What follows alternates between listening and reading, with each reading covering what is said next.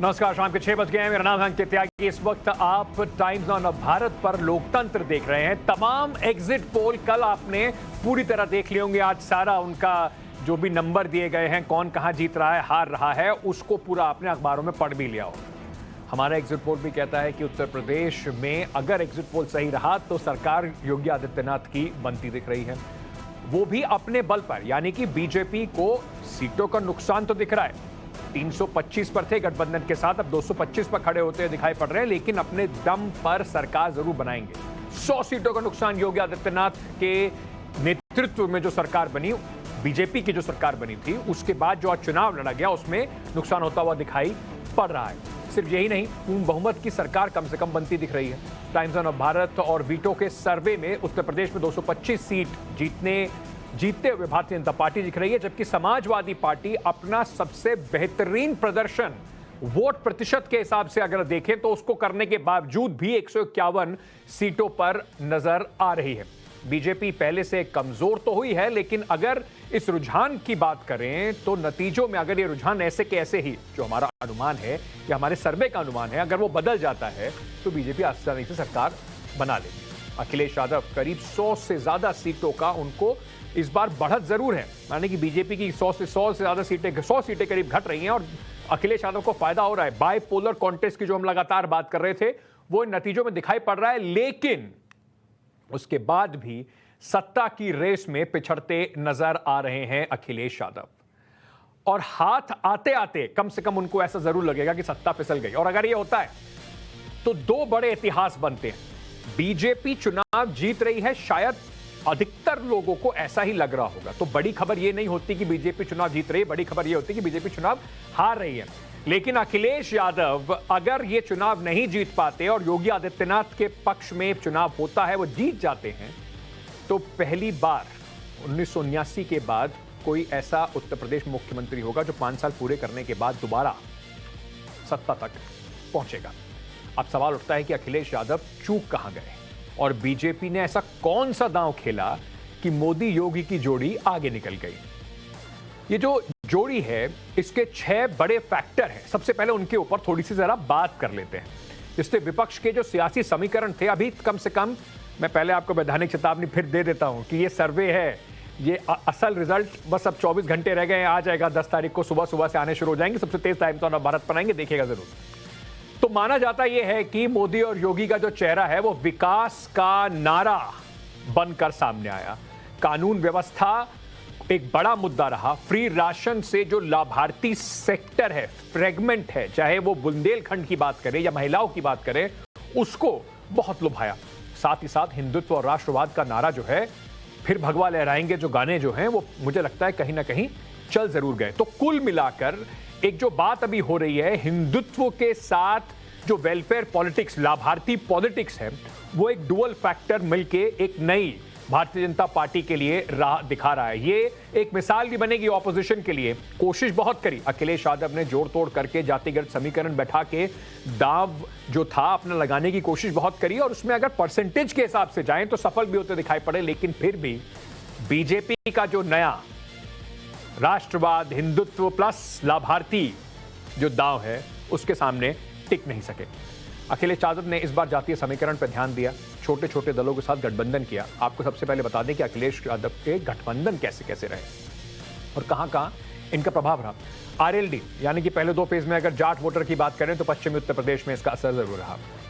ये राजभर साहब की SB SP Rajbhar vote bank में पकड़ है। पूर्वी यूपी के प्रभाव में महान दल, मौर्य, कुशवाहा, शाक्य वोट बैंक पर इसका असर। पूर्वी उत्तर प्रदेश के में प्रभाव Janwadi party, Loniya Chauhan vote bank पर असर जरूर था। पूर्वी उत्तर प्रदेश में प्रभाव था अपना दल जो है, इसमें 2 फाड़ हुआ। एक तो आप अनुप्रिया पटेल जी जो बीजेपी के साथ हैं, उनकी माता जी अलग होकर अपना दल जो कमेरावादी था, उसमें कुर्मी और पटेल वोटर पर उम्मीद थी कि इसका असर पड़ेगा पूर्वी उत्तर प्रदेश और अवध के रीजन में। चलिए, इस वक्त एक बड़ी खबर मुझे बताया गया है कि आ रही है। आपको पहले सीधे नंबर भी दिखा रहे हैं कि हमारे सर्वे ने क्या कह रहा है। गोवा के नतीजों से पहले जो राजनीतिक हलचल है वो इस वक्त बढ़ रही है। रिजॉर्ट पॉलिटिक्स की, कल भी हम लोग हंस रहे थे कि गोवा और उत्तराखंड की जो बात हो रही है उसमें शायद दोनों गोवा में भी बड़े खूबसूरत हैं, राजस्थान में लाने की बात चल रही है, उत्तराखंड में लाने की बात चल रही है। कुल मिलाकर रिजॉर्ट पॉलिटिक्स की वापसी होती दिखाई पड़ रही है। कांग्रेस अपने सारे प्रत्याशियों को, ये देखिए एक्सक्लूसिव तस्वीरें आपको इस वक्त दिखा रहे हैं। पिछली बार जो जिसको कहते हैं दूध का जला छाछ भी फूक फूक कर पीता है, तो कांग्रेस पिछली बार जैसे सत्ता उनके हाथ से निकल गई थी वो गलती दोहराना नहीं चाहते। अपने सारे प्रत्याशियों को लेकर पी चिदम्बरम जो वहां पे इंचार्ज हैं, वो एक रिजॉर्ट के अंदर जाने का पूरा प्लान बन चुका है। और गोवा की राजनीति की ये बड़ी खास बात रही है कि देखिए चुनाव किसी और पर लड़ते हैं, सीट किसी और सिंबल पर, और दिखाई राजनीति की सत्ता की मलाई चाटने के लिए कहीं ना कहीं और नेता दिखाई पड़ जाते हैं। तो ऐसा फिर ना हो। 40 सीटें गोवा की हैं, बहुत क्लोज मामले की बात चल रही है। तो उन 40 सीटों को अपने लोगों को जितने भी आएंगे, कांग्रेस को शायद यहां पे उम्मीद जरूर होगी, जोर तोड़ से सुबह बात कर रहे हैं कि तृणमूल और आम आदमी पार्टी को भी साथ मिला लेंगे। अब कम से कम अपना जो अंग्रेजी में कहते हैं फ्लॉक, अपना जो पूरा उनका ढेर है उसको बचाने के लिए जो भी निकलेगा। क्योंकि देखिए हमारा सर्वे कह रहा है कि कांग्रेस को 16 सीट वहां आ सकती है, आम आदमी पार्टी को 4, अदर्स को 6 और बीजेपी को 14। तो वहां पर समीकरण अभी खुले हुए। सीधे सीधे अरुणिल के पास चलते हैं। अरुणिल, गोवा ऐसा राज्य होगा जहां पर कांग्रेस को उम्मीद बहुत होगी। हमारा सर्वे भी दिखा रहा है कि नंबर 1 पार्टी बन के उभर सकते हैं, 16 सीटें उनकी आ सकती हैं। तो लगता है कि कांग्रेस 2017 की गलती दोहराना नहीं चाहती, अभी से ही रिजॉर्ट की बुकिंग चालू है।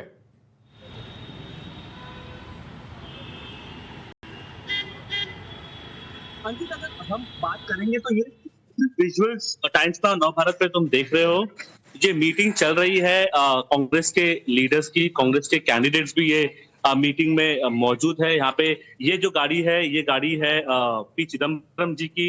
यहाँ पे उनका जो एस्कॉर्ट है वो भी हमें दिख रहा है ये विजुअल्स में। तो टाइम्स नाउ नवभारत ये एकमेव यहाँ पे चैनल है गोवा में जो ये रिजॉर्ट से रिपोर्टिंग कर रहा है। गोवा के नॉर्थ पार्ट में ये एक रिजॉर्ट है जहां से हम रिपोर्टिंग कर रहे हैं।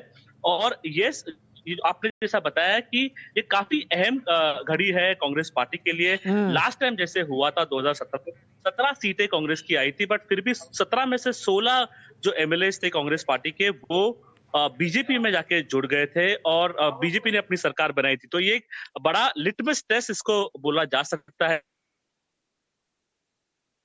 इसके बारे में बात करें और छोटी जो पार्टी है पर्टिकुलरली वो एक बड़ा रोल प्ले कि जिसमें आम आदमी पार्टी को कितने सीट मिलते हैं वो काफी क्रूशियल होगा गोवा पॉलिटिक्स के लिए। आम आदमी पार्टी ने क्लियरली ये ओपनली बोल दिया कि हम कांग्रेस पार्टी को सपोर्ट करने वाले हैं। वैसे ही अगर हम देखें तो एमजीपी भी एक बड़ा पार्टी है। एमजीपी एक ट्रेडिशनल अलायंस पार्टनर रह चुका है बीजेपी का। इस बार वो के साथ लड़ रहे हैं, बट क्या टीएमसी एमजीपी को होल्ड कर पाएगी और एमजीपी ने पहले ही ये बात कह दी है कि देखिए हमारे जो विकल्प हैं वो खुले हुए हैं। शेखर अय्यर साहब और संजीव श्रीवास्तव जी हमारे साथ जुड़ रहे हैं। आप दोनों का बहुत बहुत स्वागत। नमस्कार संजीव जी। मतलब कांग्रेस पार्टी पी चिदम्बरम को इस बार उनकी भी साख दांव पे लगी है। 2017 का रिडक्स अगर हो गया तो उनका तो कांग्रेस से पत्ता साफ है इस बार। 2017 में तो दिग्विजय सिंह जी इंचार्ज थे, उनको बहुत झेलनी पड़ी थी ये बातें कि उन्होंने ध्यान नहीं दिया।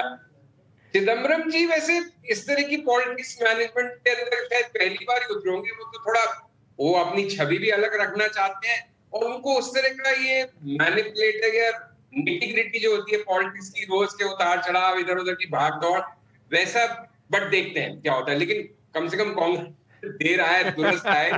10 बार धक्के खा के, जैसे अंकित आपने कहा दूध का जला छाछ भी फूंक फूंक के पीता ही, तो इतनी बार दूध जल गया, शायद पहली बार छाछ फूंक के पीने का प्रयास कर रहे हैं या दूसरी बार। बहरहाल एक बात तय है, अगर इलेक्शन रिजल्ट क्लोज रहता है और नंबर्स में इस तरह की संभावना बनती है तो अभी तक का जो ट्रैक रिकॉर्ड है, आगे का नहीं मालूम, अभी तक के ट्रैक रिकॉर्ड के अनुसार कांग्रेस अपने विधायकों को किसी भी रिजॉर्ट में ले जाए, सरकार तो बीजेपी की बनेगी। लेकिन राज्यपाल की बहुत इंपॉर्टेंट भूमिका रहती है जी, और राज्यपाल और केंद्र में जिसकी सरकार है और तो उसका एक फैक्टर रहता है। बट लेट अस सी लेकिन कम से कम जो शेखर अय्यर जी जो कांग्रेस के ऊपर बड़ा एक आसान सा इल्जाम सब लगा देते हैं कि देखिए ये पार्टी आखिरी समय तक सोती रहती है, भारतीय जनता पार्टी कितनी प्रोएक्टिव रहती है। आखिर पिछले चुनाव में भी देखा गया था कि देवेंद्र फडणवीस और नितिन गडकरी साहब रातों रात गोवा पहुंचते हैं और सारा खेल बदल जाता है। हमारे सर्वे के हिसाब से करीब करीब वैसा ही रिजल्ट इस बार भी आने वाला है। कम से कम कांग्रेस में कुछ जान तो दिखाई पड़ रही है। नहीं, बिल्कुल। देखिए 2017 में क्या हुआ था, मैं सबको थोड़ा रिकॉल करना चाहिए। वहां पे प्रॉब्लम क्या था कि दिग्विजय सिंह उस समय नेगोशिएट कर रहे थे, कांग्रेस के अंदर जो नेता थे उनमें से कौन बनेगा चीफ मिनिस्टर, क्योंकि कांग्रेस के अंदर दौड़ लगी हुई थी।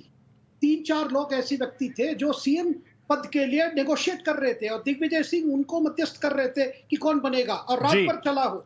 उस समय कांग्रेस एमएलए जो है वो अपने ऑप्शन खुले रखे। इस समय गडकरी वहां पहुंच गए और सरकार बीजेपी की बन गई, क्योंकि गवर्नर ने शपथ दे दी मनोहर पारीकर को, और पारीकर एक प्रकार से एक पर्सनालिटी थे जो सबके लिए एक्सेप्टेबल थे। बिल्कुल। इस बार आप देखिए पी चिदम्बरम से ज्यादा वहां इंपॉर्टेंट जो व्यक्ति, वो मुझे लगता है जो इंचार्ज है वो है डीके शिव कुमार। डीके शिव कुमार जो कर्नाटका प्रदेश अध्यक्ष हैं, और वहां पे गुंडू राव भी है, वो भी कर्नाटक के हैं। देखिए कर्नाटक से अगर लीडर्स वहां गए हुए, ये समझ लीजिए वहां पे काफी रिसोर्स मैनेजमेंट के लिए भी कांग्रेस तैयार है। मतलब क्योंकि आप जानते हैं डीके शिव कुमार अच्छे रिसोर्स मैनेजर है, धनराशि की अच्छे मैनेज करते हैं। तो इस बार कांग्रेस भी सक्षम है। कांग्रेस पूरी तरीके से सारे अपने घोड़े वहां पर खोल रही है। संजीव जी, 1 मिनट में आपके पास वापस आ रहा हूं, उत्तर प्रदेश पे ले चलता हूं वापस दर्शकों को। उसके थोड़े आंकड़ों के बारे में भी थोड़ी सी बात कर लेते हैं। पिछली बार इसी खेल में मात खा गई थी कांग्रेस पार्टी, इस बार कोशिश करेंगे कम से कम गोवा में मात ना खाएं। तो उत्तर प्रदेश पर वापस चलते हैं। उत्तर प्रदेश के जो आंकड़े हैं सबसे इंटरेस्टिंग आंकड़े हैं, और सभी को लग रहा है कि उत्तर प्रदेश में ये जो इस वक्त आप देख रहे हैं हमारा कुल मिलाकर, वो हम जो अपना सर्वे था उसको तोड़ के आपके पास लेके आ रहे हैं उन फैक्टर्स पे बात करने के लिए जो फैक्टर लग रहा था कि इस बार इस चुनाव को डिसाइड करेंगे। सबसे बड़ा फैक्टर और सबसे पहली बात जो हम कर रहे हैं उत्तर प्रदेश के ब्राह्मण वोट की कर रहे हैं। बहुत बात हुई थी कि ब्राह्मण जो है वो नाराज चल रहे हैं बीजेपी से, ब्राह्मण ठाकुरवाद चल रहा है, योगी आदित्यनाथ के राज में ब्राह्मण नाखुश है। जो हमारा सर्वे है वो दिखाता है कि बीजेपी गठबंधन को 46.36% ब्राह्मण वोट मिल रहे हैं, समाजवादी पार्टी को करीब 29%, बीएसपी को जो सोशल इंजीनियरिंग एक बार बहन जी ने करी थी उसके बाद से लगातार साथ छोड़ते जा रहे ब्राह्मण करीब 8%, और कांग्रेस को 15.32% वोट ब्राह्मणों के मिलते दिखाई पड़ रहे हैं। 2017 में 80% वोट भारतीय जनता पार्टी को मिला था और कहा जा रहा था कि उत्तर प्रदेश में इस बार ब्राह्मण बीजेपी से नाराज है। सर्वे का पैटर्न अगर आप देखें तो कुछ हद तक इस बात की तस्दीक भी हो रही है, लेकिन फिर भी 46%, और देखिए 46% बीजेपी के साथ जा रहे हैं, इसमें कोई अचरज की बात नहीं है। बीजेपी का कोर वोट बैंक रहा है। नाराजगी तो है, लेकिन जब बटन दबाने जा रहे हैं और कमल और साइकिल दिखाई पड़ रही है तो अभी भी ज्यादा ब्राह्मण कमल के ऊपर ही बटन दबाते दिखाई पड़ रहे हैं। मेरे साथ में हमारे सहयोगी हर्षा भी इस वक्त लखनऊ से जुड़ रही हैं, हमारे साथ आशुतोष वाराणसी से जुड़ रहे हैं। हर्षा, ये मैं बस सबसे पहले तो आपसे एक बात समझना चाहता हूं कि एग्जिट पोल के बाद आज आप लखनऊ घूमी होंगी, कौन सी पॉलिटिकल पार्टी के ऑफिस में मायूसी अभी से ही दिखाई पड़नी शुरू हो गई और कहां पर झंडे लहराते हुए कार्यकर्ता दिखाई पड़े? मायूसी तो नहीं अंकित, लेकिन हमने आज एक चीज देखी, समाजवादी पार्टी के दफ्तर के बाहर आज मीडिया की एंट्री जरूर बंद कर दी गई। यानी कि कल तक जिस समाजवादी पार्टी के कार्यालय में मीडिया कर्मी आराम से जा रहे थे, आज वहां पे एंट्री बंद कर दी गई थी। कार्यकर्ता बाहर खड़े थे, मीडिया भी बाहर खड़ी थी। आज कोई भी अंदर अलाउड नहीं था जब अखिलेश यादव खुद अंदर मौजूद थे। और अंकित, हमने एक और बात देखी, कल जब एग्जिट पोल्स आए, सपा नेताओं ने ट्वीट करके ये तो कह दिया साफ साफ कि एग्जिट पोल्स पे विश्वास नहीं करना चाहिए, 300 पार सपा सरकार। लेकिन देर रात को 11 बजे के बाद अंकित, हमने खुद देखा कि किस तरह से अखिलेश यादव के घर पर पैदल चलकर, बाइक से, ई रिक्शा से, ऑटो से तमाम कार्यकर्ता और प्रत्याशी पहुंच रहे थे। यानी कि एग्जिट पोल्स का असर था, नर्वसनेस उनमें थी, उनको लग रहा था कि ट्वीट तो कर दिया कि 300 पार सपा सरकार, लेकिन अगर एग्जिट पोल सही हो गए तो आखिरकार उनके अब ये वर्ड स्टेटमेंट्स कहा जाएंगे कि बहुत लोगों की इज्जत दांव पे लगी हुई है हर्षा, एग्जिट पोल सही और गलत होने के बीच में। संजीव जी, ब्राह्मण वोटों पर फटाफट आपसे एक प्रतिक्रिया चाहता हूं।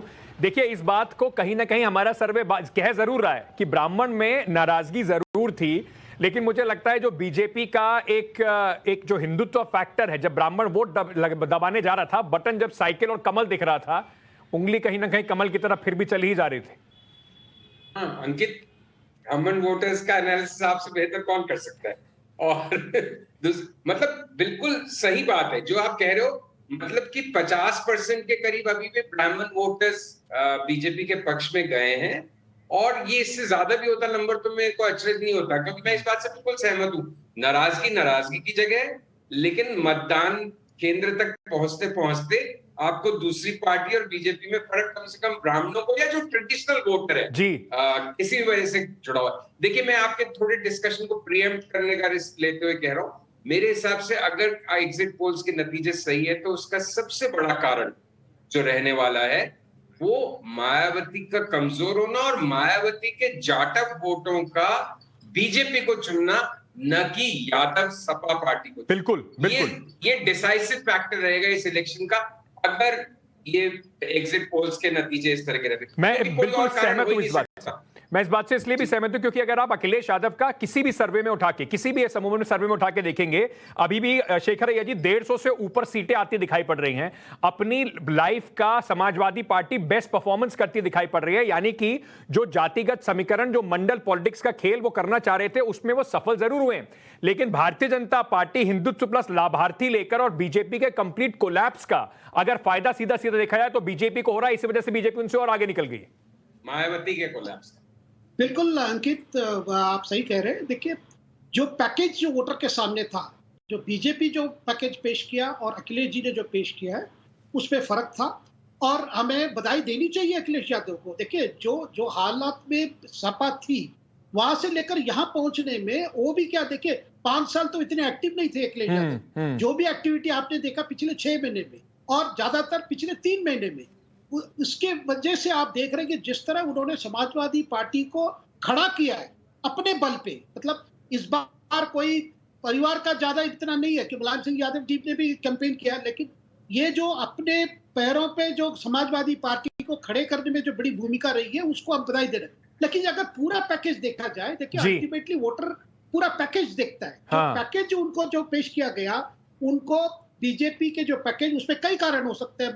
जैसे अभी संजय जी कह रहे थे, संजीव जी कह रहे थे कि जो मायावती की जो जाटव वोट्स की जो उसकी जो जिस तरह रही है, तो ये सारे फैक्टर्स हैं। लेकिन बड़ी फैक्टर जो है बीजेपी की जो पैकेज है योगी जी के नेतृत्व में, और प्राइम मिनिस्टर की, मोदी जी की अपनी अपील जिसमें जो इसके साथ जुड़ गई। हाँ। और वोटर के सामने जो परफॉर्मेंस रही है, देखिए अंकित जी, बार बार ये हमें समझना चाहिए, ऐसा कार्यकाल नहीं था 2017 से मतलब 2012 से जो 17 का जो कार्यकाल, ऐसा कोई गोल्डन पीरियड नहीं था कि जो कोई वोटर चाहेगा कि वो कंपैरिजन में शायद कहीं हल्के रहे। और ब्राह्मण वोटर की भी अगर जो हम बात करें, उसमें एक जो अखिलेश यादव और समाजवादी पार्टी के साथ की थोड़े प्रो मुस्लिम हो जाते हैं, वहां पे उनकी सरकार आएगी तो फायदा होता है, शायद ये बड़ा फैक्टर रहा। आशुतोष भी हमारे साथ है, उनके पास जाने से पहले जो जातियों पे एक एक करके मैं जैसे आ रहा था, और ये वैसे तो कहें तो अच्छा नहीं लगता है कि आप जातियों पर करें जनगणना, लेकिन उत्तर प्रदेश की पॉलिटिक्स है इतनी जटिल कि आपको उसे समझने के लिए तोड़ तोड़ के एक एक जाति पे जाना जरूर पड़ेगा।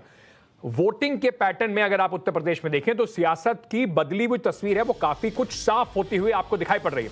ओबीसी वोटर, जिसके ऊपर बड़ा दारोमदार था इस बार की सरकार किसकी बनेगी उत्तर प्रदेश में, अगर हमारा सर्वे सही रहता है तो वहां पर कहा जा सकता है कि ओबीसी वोटर जिसकी तरफ गया सरकार, उसकी बनने की संभावना बढ़ी रहती है। टाइम्स ऑफ भारत बीटो के सर्वे में हमने जब लोगों से पूछा तो उत्तर प्रदेश में ओबीसी की पसंदीदा पार्टी रही कौन सी, और ये ओबीसी वोटर जो है इसमें यादव अलग नहीं है, यादव मिलाकर है। तो बीजेपी प्लस को 31.73%, समाजवादी पार्टी को, क्योंकि यादव जो वोटर है वो एक तरफा इस तरफ जा रहा है, 38.53%, बीएसपी को 18.43% और कांग्रेस को 9.42% वोट लोगों ने कम से कम हमारे सर्वे में कहा है कि उन्होंने वोट दिए। यानी एग्जिट सर्वे के अनुसार 31% ओबीसी वोटर बीजेपी को वोट देकर आए हैं, जबकि समाजवादी पार्टी के खाते में 38% वोटर्स ने वहां पर दिया है वोट। अखिलेश यादव की जो सीट है वो यहीं पर बढ़ती दिखाई पड़ रही है। आशुतोष, जो ओबीसी वोटर की बात हो रही है उसमें जो वाराणसी का इलाका है, पूर्वांचल का इलाका है, वहां वो एक बहुत महत्वपूर्ण भूमिका निभाने वाला है। कम से कम बहुत सारे लोग आपको वहां पे मिलेंगे जो सर्वे से सहमत होंगे, जो सर्वे से असहमत होंगे, लेकिन दिशा जो दिखाई पड़ रही है वो प्रो बीजेपी है। आपके अनुमान में कम से कम वाराणसी और उसके आसपास में जनता किस तरीके की सुगबुगाहट है? अगर देखिए अंकित, वाराणसी की बात करें तो एक कहावत है कि वाराणसी के लोगों का जो मूड और मिजाज होता है वो पूरी तरीके से भाजपाई होता है। उसके पीछे की वजह भी है। पिछले 3 दशकों की अगर यहाँ की राजनीति को देखें तो दौर चाहे बीएसपी का रहा हो, चाहे सपा सुप्रीमो मुलायम सिंह यादव का रहा हो, हर वक्त यहाँ के लोगों ने बीजेपी का साथ दिया है। कम से कम 3 जो सीटें हैं, शहर दक्षिणी, शहर उत्तरी और शहर कैंट की जो सीटें हैं, वो हमेशा ही 3 दशकों से बीजेपी की झोली में नहीं है। शहर उत्तरी में हालांकि बीच में एक बार जरूर समाजवादी पार्टी की सरकार रही है। इसके साथ साथ अगर आप सिर्फ विधानसभा में ही नहीं बल्कि विधानसभा के साथ साथ यहाँ के नगर निगम की सीटों को देखें या फिर लोकसभा की सीटों को देखें, पिछले 3 दशकों से यहाँ पर बीजेपी का ही एक तरीके से कब्जा रहा है। और खास तौर से 2014 के बाद से जो पूरा सिनेरियो है वो बिल्कुल चेंज हो गया है। अब जहाँ तक जातिगत समीकरण की बात अगर हम करें तो यहाँ पर बनारस के इर्द गिर्द की जो लगभग 2 दर्जन सीटें ऐसी हैं जहां पर ओबीसी, खासतौर से जो मौर्य हैं, जो राजवर हैं, जो पटेल हैं, उनका वर्चस्व रहा है। और शायद यही कारण है कि प्रधानमंत्री जब 2014 में बीजेपी ने अनुप्रिया पटेल को सबसे पहले लिया और फिर 2017 में तो अखिलेश यादव की सोशल इंजीनियरिंग जो है उसका सबसे बड़ा प्रभाव यहीं पर होता हुआ दिखाई पड़ना चाहिए था, कम से कम वोटर्स के हिसाब से। हम संजीव जी बात कर रहे थे जो एससी एसटी और जाटव वोटर हैं, उन वोटर्स की भी फटाफट बात कर लेते हैं, उसके बाद मैं जाऊंगा अपने मेहमानों पर एक रिएक्शन देने के लिए। अगर एससी और जाटव वोटर की पसंद कौन बना, हमारे सर्वे से क्या आंकड़े निकल के आए, जरा थोड़ा सा आपको और दिखा देते हैं।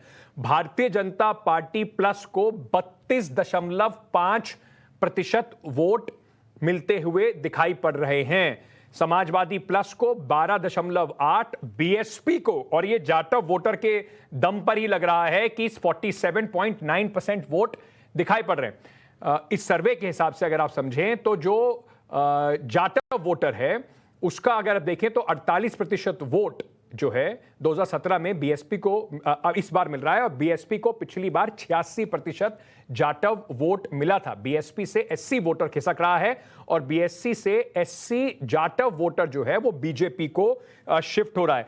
ये अगर संजीव जी इस पे थोड़ा सा और हम इसको डिस्कशन को आगे बढ़ाएं, जो हमारा सर्वे तो फिर भी थोड़ा 225 सीट दे रहा है, यानी कि फिर भी थोड़ी क्लोज फाइट दिखा रहा है, बहुत सारे फैक्टर्स बीजेपी के लिए काम कर रहे हैं। जो सर्वे भारतीय जनता पार्टी को 300 के आसपास लेके जा रहे हैं वो तो बिल्कुल बीएसपी के वोट बैंक का कंप्लीट कोलैप्स दिखा रहे हैं। तो आपको जो कम से कम जितना आपने देखा अभी तक चुनाव का, हम लोग पूरा एनालिसिस करते हुए यहां तक आए, क्या बीएसपी बिल्कुल खत्म है इस चुनाव के बाद? देखिए, मैंने शेखर अय्यर साहब की बात बहुत ध्यान से सुनी, बहुत वरिष्ठ पत्रकार हैं, मेरे बड़े अच्छे मित्र हैं और बहुत अच्छी राजनीतिक समझ रखते हैं। लेकिन मेरा अभी भी मानना है कि इस चुनाव का एक्स फैक्टर जो है, मायावती हार के भी बीजेपी को चुनाव जितवा गई। ये बहुत, देखिए अगर आप ही के आंकड़ों पे जाएं, अगर पिछली बार 86% था जाटव और दलित वोट बीएसपी के साथ, इस बार 46% रहा है, तो वो जो 40% बीएसपी का गया है उसमें से 90% बीजेपी को चला गया है। तो जो आपको बीजेपी और एसपी के बीच में जो वोट प्रतिशत का अंतर दिख रहा है, उसमें ये इसकी डिटेल एनालिसिस होगी 11-12 तारीख के आसपास, जब रिजल्ट्स आ जाएंगे और स्पष्टता आ जाएगी। लेकिन मेरे ख्याल से इस चुनाव का एक्स फैक्टर मायावती है, हार के भी किंग मेकर मायावती है अगर ये एग्जिट पोल सही रहते हैं। हाँ जी, बाकी हमारी जिसको इच्छा चाहे हम श्रेय देते रहे, लेकिन जिस तरह से विभाजन हुआ था, एक तरफ कानून व्यवस्था, विकास, शासन, प्रशासन, राशन, और दूसरी तरफ जो कमंडल पार्टियां थी, यादव मुस्लिम कंसोलिडेशन था, और एक बेरोजगारी, महंगाई के खिलाफ नाराजगी थी। बिल्कुल। तो इन दोनों को बैलेंस करते हुए चीट तो निकल गया जाटव वोट, जिसने बीजेपी को आगे कर दिया। और ये एक थोड़ा सा जमीन पर भी अगर आप एम्पेरिकल एविडेंस पे जाएं शेखर अय्यर जी, यादव और जो दलित वोटर है, क्योंकि कई जगह पर देखा गया है कि जहां जहां पर यादव थोड़ा सा स्ट्रांग है उसको एक इमेज है कि वो दलितों के ऊपर दबंगाई होती है, तो वो एक जो अखिलेश यादव की कोशिश होगी कि शायद अगर ये वोट बैंक पूरा मायावती का टूट रहा है तो एक नेचुरल बीजेपी की तरफ झुकाव दिखाई पड़ रहा है, ना कि समाजवादी पार्टी की तरफ। देखिए, जाटव और यादव के बीच में जो केमिस्ट्री की प्रॉब्लम है, ये 20-25 साल पुराना प्रॉब्लम है। ये केमिस्ट्री हमेशा प्रॉब्लम रहा है। जिसके कारण आपने देखा होगा पिछले 5-6 साल में बीजेपी की कभी मतलब काफी सोशल इंजीनियरिंग काम हुआ है वहां पे, खास करके दलित के बीच में जो अपनी बेस बढ़ाना, महादलित के बीच में, और एमबीसी ओबीसी एक लगातार उनका लगा है। और दूसरी बात, इस बार मुझे लगता है कि अखिलेश जी ने काफी कोशिश की ओबीसी को ये करने में, लेकिन उनको भी पता है कि दलित समाज के साथ सपा को और नजदीक लिया ना अपने आप में एक चुनौती है। बिल्कुल। और एक चुनाव में नहीं हो सकता, वो हो सकता है कि आगे वाले सालों में वो ब्रिज भी क्या कर सकते हैं, लेकिन बीजेपी की जो काम रही है दलित बेस के मतलब कवर करने में, जिस तरह दलित नेताओं को पार्टी में आने में और उनको अपने कैडर से जो दलित चेहरे को आगे लाने में, ये काफी कोशिश रही है। और ये कोशिश केवल एक चुनाव के लिए नहीं है, काफी सालों से चल रहा है। जी संजीव जी, थोड़ा संक्षेप में दीजिएगा क्योंकि उसके मुझे हेडलाइंस देनी है। जी की, लेकिन ये सब हुआ क्यों है? क्योंकि मायावती लगभग वैसी गायब हो गई है पूरे चित्र से जैसे कांग्रेस दिल्ली में गायब हो गई। बिल्कुल बिल्कुल। आपको फायदा मिल गया है, यहाँ बीजेपी को फायदा मिल रहा है। तो एक बड़ा स्ट्रेट कोरिलेशन उसमें कम से कम दिखाई पड़ रहा है। आप दोनों बने रहिए हमारे साथ। एग्जिट पोल में एक बार फिर से फटाफट आपको इस वक्त की बड़ी खबरें बता देते हैं। एग्जिट पोल में उत्तर प्रदेश में फिर योगी आदित्यनाथ की सरकार बन सकती है। बीजेपी को कम से कम टाइम्स नाउ नवभारत वीटो के सर्वे में 225 सीट आती दिखाई पड़ रही है। समाजवादी पार्टी अपना सर्वश्रेष्ठ प्रदर्शन करने के बाद भी 151 पर रहने का अनुमान। पंजाब में आम आदमी पार्टी का क्लीन स्वीप होता दिखाई पड़ रहा है। मुख्यमंत्री उम्मीदवार भगवंत मान ने कहा, हमने अपनी बात जनता तक पहुंचाई। नतीजों से पहले अपने गांव पहुंचे मुख्यमंत्री चन्नी। गोवा में नतीजों से पहले कांग्रेस हाई अलर्ट पर। कांग्रेस के प्रत्याशियों को रिजॉर्ट में शिफ्ट किया गया। कांग्रेस नेता पी चिदम्बरम साथ में मौजूद। उत्तराखंड के एग्जिट पोल के बाद कांग्रेस ने भूपेश बघेल को बनाया प्रभारी। दीपेंद्र हुड्डा को पर्यवेक्षक बनाकर भेजा गया। वहीं गोवा में मुख्यमंत्री प्रमोद सावंत का दावा, फिर मिलेंगे।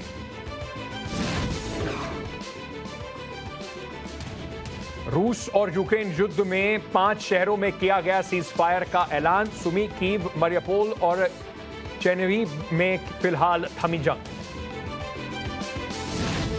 रूस यूक्रेन के जंग के 13वें दिन पश्चिमी देशों पर भड़के यूक्रेनी राष्ट्रपति जेलेंस्की। पश्चिमी देशों से नहीं मिली कोई मदद, दुनिया ने साथ नहीं दिया तो हार जाएंगे जंग।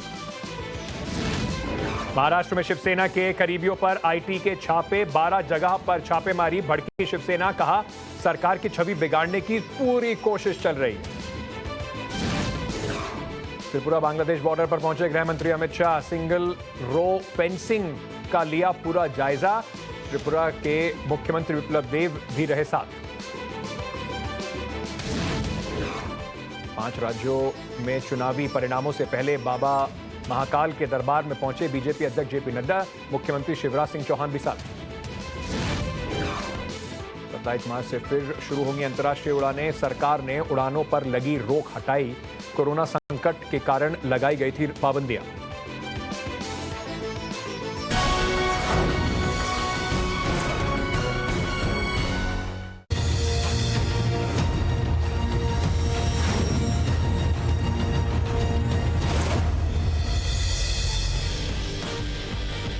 इस पूरे चुनाव में, उत्तर प्रदेश के पूरे चुनाव में एक बड़ा फैक्टर रहा कि मुसलमान वोट क्या एकमुश्त होकर समाजवादी पार्टी के पीछे जा रहा है। भारतीय जनता पार्टी के नेताओं से एग्जिट पोल से पहले तक भी अगर आप बात कर रहे हो तो कह रहे थे कि हमारी दिक्कत और कुछ नहीं, बस यही है कि मुस्लिम वोट सारा समाजवादी पार्टी के पीछे जा रहा है। हमारा पोल क्या कहता है, क्या ऐसा हो रहा है? भारतीय जनता पार्टी प्लस को 5.2% मुस्लिम वोट मिलते दिखाई पड़ रहे हैं। समाजवादी पार्टी प्लस को 46.7% मुस्लिम वोट मिलते दिखाई पड़ रहे हैं। वहीं कांग्रेस को 28.4%, बीएसपी को 11.8% और अदर्स को 17.9% वोट होते हुए दिखाई पड़ रहे हैं। मुझे लगता है शेखर अय्यर जी, मुझे लगता है कि अगर कहीं ना कहीं बात करें तो ये भी एक चिंता की बात अखिलेश यादव के लिए होगी। जरूर उनको 46 बड़ा बहुमत मिल रहा है, लेकिन ये जो अदर्स हैं, चाहे उसमें AIMIM हो, थोड़ा बहुत बीएसपी भी हो, कहीं ऐसा नहीं हुआ है कि मुस्लिम मतदाता बिल्कुल एक मुश्त होकर, यानी कि 80% मुस्लिम मतदाता सीधा सीधा समाजवादी पार्टी के पास चला गया? बिल्कुल, देखिए मुस्लिम वोटर जो हैं यूपी, खास करके यूपी के बहुत समझदार वोटर हैं, वो अपने वोट वेस्ट नहीं करते। वो देखते हैं कि कौन सी पार्टी, कौन सी कैंडिडेट सबसे स्ट्रांग है बीजेपी को मुकाबले करने में, उनको वोट देते हैं। ये लगातार रही है। लेकिन हमने देखा 2019 लोकसभा चुनाव में ये ट्रेंड में थोड़ा चेंज ऐसे ही हुआ कि कई ये जो ट्रिपल तलाक का जैसे कानून आने के बाद जो बीजेपी की दावा रही है कि मुस्लिम समाज में भी खास करके मुस्लिम महिलाओं के बीच में एक प्रकार के पुनर्विचार हो रहा है बीजेपी को लेकर। तो कुछ कई जगह पे कई कॉन्स्टिट्यूंसी में उनको लगा कि कहीं ना कहीं मुस्लिम वोट्स भी उनको मिला है, लेकिन लगातार आप देखेंगे एक पैटर्न, वो कर्नाटक हो, आंध्रा हो, उत्तर प्रदेश हो, बिहार हो, कहीं भी जो मुस्लिम वोटर है बहुत समझ के वो वोट करते हैं। तो इसीलिए ये जो समाजवादी के पार्टी के पास शेखर जी जो बात हमने आई है, संजीव जी जो बात हमने बार बार, क्योंकि मैं जब ग्राउंड पर था तो ये बात तो दिखाई पड़ रही थी कि देखिए समाजवादी पार्टी के लिए एक बड़ा रुझान है, लेकिन बहुत सारे युवा, खासतौर से मुस्लिम युवा, ये बात कहते हुए अलीगढ़ हो या फिर रामपुर हो या फिर बरेली हो, कहते हुए जरूर सुना मैंने उनसे कि अखिलेश यादव ने भी मुसलमानों के लिए क्या किया है, क्या उसी का खामियाजा भुगत रहे हैं? हो सकता है, हालांकि मैं इन आंकड़ों से थोड़ा सरप्राइज हूं, क्योंकि मुझे भी और मेरे से तो बहुत बार गलती होती है अंकित जी, ज्यादातर गलतियां ही होती है, बट मुझे जमीन पे ये जरूर लग रहा था कि इस बार मुस्लिम कंसोलिडेशन समाजवादी पार्टी के तरफ अभूतपूर्व है, क्योंकि ट्रेडिशनली वो एसपी, बीएसपी और कांग्रेस में डिवाइड होता है, बट इस बार जिस तरह से वो 2 हॉर्स रेस हुई थी, बाइपोलर चुनाव हुआ था, द्विपक्षीय चुनाव हुआ था, ऐसा आभास मिल रहा था। अगर ये नंबर सही है तो ऑब्वियसली हमारा असेसमेंट गलत है, लेकिन मेरा अभी भी मानना है, क्योंकि इस आंकड़े के हिसाब से अगर अदर्स को 18% मिल रहा है, इसका मतलब ओवैसी भी 10-15% लेके गए हैं। बिल्कुल। तो थोड़ा गले उतरना, उसमें समझदारी क्या है, उनको मालूम है ओवैसी का कैंडिडेट तो जीत नहीं रहा। अगर शेखर की तरफ रहे कि भाई वो बीजेपी को हरवाने के लिए वोट देते हैं, अब 17% ने ओवैसी को डाल के तो वोट टेस्ट कर दिया ना अपना। तो और मुझे लगता है कि अगर 10 तारीख को, संजीव जी, अगर 10 तारीख को जो हम आंकड़े हमारे हैं उसमें अगर कोई फेरबदल होता है तो उसमें एक बड़ा फैक्टर ये भी हो सकता है, एक बड़ा फैक्टर 10 तारीख को हो सकता है कि जो हम दिखा रहे हैं या जो हमारे सर्वे ने पिकअप करा, अगर उससे विपरीत मुसलमानों के वोट की स्थिति आती है तो हो सकता है कि आपको थोड़े आंकड़ों में फेरबदल जरूर दिखाई पड़े, क्योंकि अभी आप मान के चलें कि 50% से कुल मिला के अगर मैं बीजेपी, बीएसपी, कांग्रेस और अदर्स को मिला दूं तो 50% से ज्यादा मुसलमान वोट समाजवादी पार्टी से अलग खड़े हुए दिखाई पड़ रहे हैं। तो ये एक बड़ा उलटफेर हो सकता है अगर इन आंकड़ों में वेरिएशन हुआ 10 तारीख को जब आएगा। महिलाओं की बात कर रहे थे, जैसे अभी शेखर जी से आप सुन रहे थे कि मुस्लिम महिलाएं जो हैं उनमें कितनी पसंद है, कितनी एक्सेप्टेबिलिटी है बीजेपी की। 4.7% बीजेपी की को मुस्लिम महिलाओं की पसंद वो बनी है, 48.9% के आसपास समाजवादी पार्टी को वोट मिला है, कांग्रेस को 23.6% और बीएसपी को 8.6% और अदर्स को 14.1% मिला है। तो लग रहा है कहीं ना कहीं अगर आप ये देखेंगे मुस्लिम महिलाओं और पुरुषों की अगर मैं तुलना करके आपको दिखाऊं तो भारतीय जनता पार्टी को मुस्लिम पुरुषों में 5.6%, समाजवादी पार्टी को 44.6%, कांग्रेस को 13.6% और बीएसपी को 14.7% दिखाई पड़ रहा है। मुस्लिम वोटरों से times now of Bharat veto के सर्वे के एनालिसिस के हिसाब से अगर आपको देखें तो 2017 में बीजेपी को 6%, समाजवादी पार्टी को 45% वोट मिले थे। 80-20 वाले बयान से मुस्लिम बीजेपी से दूर जरूर दिखाई पड़ रहा है।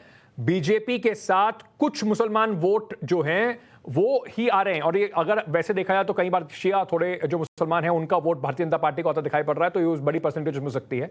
लेकिन AIMIM के आने के बाद समाजवादी पार्टी को जो वोट है उस पर कम से कम पिछली बार के मुकाबले असर नहीं पड़ रहा है, लेकिन कुल मिलाकर इस बार जो बाकी बड़ी बढ़त की बात हो रही थी, एसपी के जो मुस्लिम वोट हैं उसमें कुछ ही सीटों पर बढ़ते दिखाई पड़ रहे हैं। और इसमें एक बड़ा और इंटरेस्टिंग चीज ये भी दिखाई पड़ रही है कि मुस्लिम महिलाएं जो हैं, संजीव जी, अगर सिर्फ और सिर्फ इसी आंकड़े की हम बात करें, अभी इसी पर अपना डिस्कशन लिमिटेड रखें, तो मुस्लिम महिलाओं में 23% से ज्यादा महिलाओं ने कांग्रेस को वोट देती दिखाई पड़ रही हैं। यानी कि प्रियंका गांधी का वो लड़की हूं, लड़ सकती हूं, इस चुनाव में चले ना चले, पर एक बड़ा प्लैंक है जिसका नुकसान कम से कम मुस्लिम महिलाओं में अखिलेश यादव को होता दिखाई पड़ रहा है। हाँ, कहीं ना कहीं तो रेजोनेंस है मुस्लिम्स में, कांग्रेस की। पुरुषों में भी करीब जितना भी भूल गया अब क्या प्रतिशत था, लड़कियों में 23%, और हमेशा कांग्रेस का वोट रहा है मुस्लिम्स में। लेकिन इस बार मुझे लग रहा था कि काफी फोकस, ठीक है जौनपुर सीट पे नदीम जावेद है या कहीं और पावरफुल कैंडिडेट है कांग्रेस का, आप वोट भी दें, लेकिन अमूमन अगर 17-23% वोटिंग हुआ है तो वो तो बड़ा फैक्टर है, बड़ा नंबर है। तो प्रियंका गांधी के लिए थोड़ी खुशी की बात हो सकती है, लेकिन ज्यादा इसलिए नहीं कि देखिए अगर आपकी तरफ ज्यादा मुस्लिम आते हुए दिखते हैं, जैसे आपने कहा कि बीजेपी से मुस्लिम कट गए ये हिजाब की वजह से या जिस भी वजह से, लेकिन मुस्लिम के कटने का लाभ मिलता है ना बीजेपी को 80-20 का, तो 80% में से मेजॉरिटी जुड़ती है, रिवर्स कंसोलिडेशन जो होता है जी। तो दैट्स फाइन, वो तो उसको फैक्टर इन करके ही अपनी रणनीति और अपने बयान निर्धारित करते हैं। शेखर जी, अगर ये आंकड़े सही निकलते हैं तो ओवैसी का जो एक्सपेरिमेंट था और जो उनके ऊपर आरोप लग रहे थे बिहार के बाद भी कि बी टीम है देखिए भारतीय जनता पार्टी की, इसको और बल मिलेगा? हाँ अवश्य, क्योंकि ये हमेशा बिहार में भी कहा गया, महाराष्ट्र में भी कहा गया, उत्तर प्रदेश में भी यही बातें आप कही गई कि वो बी टीम है। लेकिन देखिए ओवैसी के जो लॉन्ग टर्म प्लान जो है, अगर आप देखेंगे लॉन्ग टर्म प्लान, अगर सो कॉल्ड सेकुलर पार्टीज अपने बेस उनको इरोड हो रहा है तो उस गैप को वो फिलअप करना चाहते हैं, खास करके मुस्लिम वोट्स को, क्योंकि बार बार उनके कैंपेन में उनकी अटैक ज्यादातर आप देखेंगे उन सेकुलर पार्टीज की प्रति है जी। कि ये लोग ज्यादा कुछ नहीं कर पा रहे मुस्लिम समाज के लिए, इसीलिए मुस्लिम आवाज के लिए एमआईएम जरूरत है। ये कैंपेन उन्होंने यही कैंपेन किया, बिहार में भी यही कैंपेन उन्होंने, आंध्रा में ही तो करते ही है, तेलंगाना में करते ही है, महाराष्ट्र में भी किया और महाराष्ट्र में उनकी सफलता मिली असेंबली चुनाव में। तो अभी देखना चाहिए कि क्या एमआईएम एक्चुअल कितनी वोट परसेंटेज लेती है उत्तर प्रदेश में, उससे आपको एक अंदाजा लगेगा कि क्या एमआईएम एक प्रकार से लेकिन बनने के लिए शुरुआत की कि नहीं है। बिल्कुल, लेकिन शुरुआत की बात है। एक बात बिल्कुल साफ है कि जिस तरीके से, चाहे वो उत्तर प्रदेश की हम बात कर रहे हो या हम पंजाब की बात कर रहे हो, गोवा की, कहीं पर भी 2024 का चैलेंजर कौन है, ये चुनाव एक जरूर रुख देने वाले हैं, क्योंकि जो एक कांग्रेस स्पेस सीड कर रही है या रीजनल पार्टीज कहीं ना कहीं जो भी स्पेस बना पा रही हैं या नहीं बना पा रही हैं, उसमें बहुत सारे नए प्लेयर्स को अपने लिए, चाहे आम आदमी पार्टी हो, तृणमूल को भी गोवा में जमीन नजर आ रही थी। ये एक बहुत इंटरेस्टिंग संकेत कम से कम इन चुनावों से मिलने वाले हैं। बहुत बहुत शुक्रिया आप दोनों का हमसे जुड़ने के लिए। जाने से पहले मैं एक बात जरूर ये बात कहना चाहता हूं, वैधानिक चेतावनी के साथ इन सारे आंकड़ों को देखिए। शेखर जी भी और संजीव जी भी यही बात कहेंगे। अब 10 तारीख को रिजल्ट आ जाएगा, ये आंकड़े सही हैं या गलत, इसमें हमारी कुछ साख पे नहीं है, वीटो वाले निपटेंगे। अगर ये आंकड़े गलत हुए और सही हुए तो हम छाती ठोक के बोलेंगे हमने पहले आपको बता दिया था। बहुत बहुत शुक्रिया शेखर जी और संजीव जी हमसे जुड़ने के लिए। आज क्योंकि कल झटका लगा होगा बहुत सारी पॉलिटिकल पार्टीज को, जो भी एग्जिट पोल आया, और कल रिजल्ट भी आने वाला है। उसके बीच में 24 घंटे यानी कि आज का दिन, उसमें इन आंकड़ों को देखने के बाद उत्तर प्रदेश के राजनीतिक दलों में चल क्या रहा है, एग्जिट पोल के नतीजों के बाद कहां भक्ति हो रही है, कहां मंथन चल रहा है, कौन अभी से ही डिप्रेशन में है, कौन अपना पटाखे इकट्ठे कर रहा है, आज हुआ क्या क्या देख लीजिए।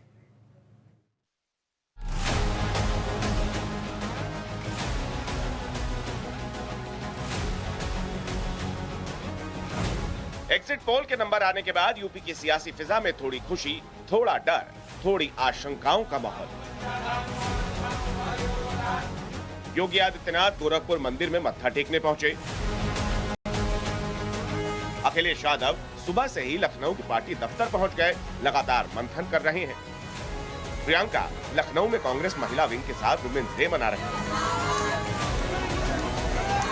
Times now Bharat veto exit poll में बीजेपी को 225 सीटें मिलती दिख रही हैं। समाजवादी पार्टी को 151, बीएसपी को 14, तो वहीं कांग्रेस 9 सीटों पर सिमट रही है। इस एग्जिट पोल के बाद बीजेपी आश्वस्त दिख रही है। मुख्यमंत्री योगी आदित्यनाथ गोरखपुर में, उन्होंने सुबह गोरखनाथ मंदिर में पूजा अर्चना की, भोलेनाथ का जलाभिषेक किया और इसके बाद सीएम योगी गौशाला गए। नतीजे दोहराने की उम्मीद तो दूसरी तरफ बदलाव का भरोसा। दल कोई भी हो, बेचैनी हर खेमे में है। चिंतन, मनन और मंथन का दौर चल रहा है। मुख्यमंत्री योगी आदित्यनाथ हालांकि आज शहर में नहीं है, गोरखपुर में मौजूद है, लेकिन गोरखपुर से पूरे प्रदेश पर उनकी नजर है। हर जिला अध्यक्ष से फोन करके फीडबैक संगठन के स्तर पर लिया जा रहा है, तो मुख्यमंत्री योगी आदित्यनाथ को उसकी रिपोर्ट भेजी जा रही है। सीएम योगी का आज गोरखपुर में कार्यक्रम है, उसके बाद उनकी लखनऊ वापसी होनी है। लखनऊ में भी कल बीजेपी के जो बड़े पदाधिकारी हैं उनके साथ योगी आदित्यनाथ चिंतन मनन बैठक करेंगे।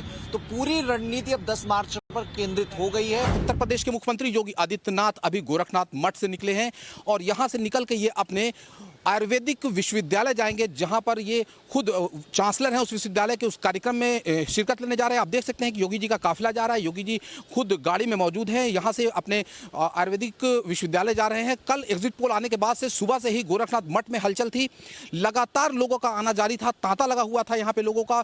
हजारों की संख्या में लोग शुभकामनाएं देने योगी आदित्यनाथ को पहुंच रहे थे और अब योगी आदित्यनाथ का यह काफिला यहां से निकलकर बालापार स्थित अपने आयुर्वेदिक विश्वविद्यालय जा रहा है, जहां पर एक कार्यक्रम में ये मुख्य अतिथि के तौर पर शरीक होंगे।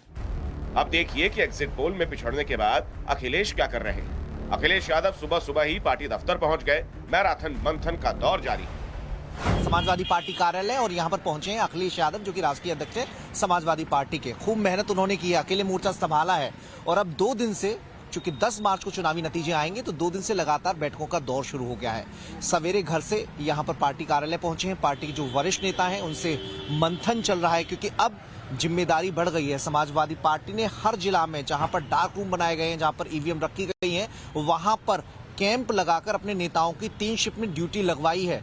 साथ ही काउंटिंग जब होगी उस समय 2-2 वकीलों को भी तैनात किया गया है, ताकि कभी कानूनी कोई दिक्कत आती है तो वकील तुरंत वहां पर जो कानूनी सहायता है वो उपलब्ध करा सकें।